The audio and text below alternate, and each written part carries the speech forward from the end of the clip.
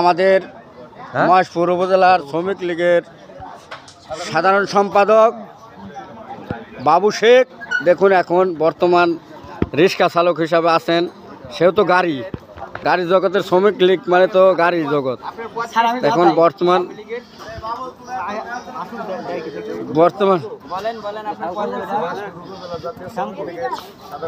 মহেশপুর উপজেলা জাতীয় শ্রমিক লীগের সাধারণ সম্পাদক। উনি আগে বাস চালাইতো, এখন আওয়ামী লীগ পতনের ফলে উনি এখন ভ্যান চালাচ্ছে। লাখ টাকার রাশি।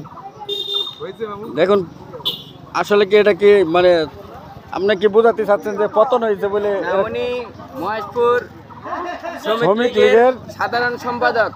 আওয়ামী লীগ পতনের ফলে উনি বাস চালাইতো, এখন উনি অটো চালাইতেছে, ভ্যান চালাচ্ছে, অটো ভ্যান, পাখি ভ্যান যেটা আমরা গ্রামের ভাষায় বলি।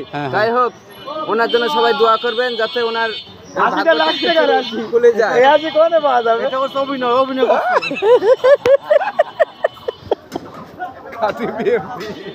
ওই বিএনপি লোক আর একটা খোঁচা বেরিয়ে তুই চলে গেল।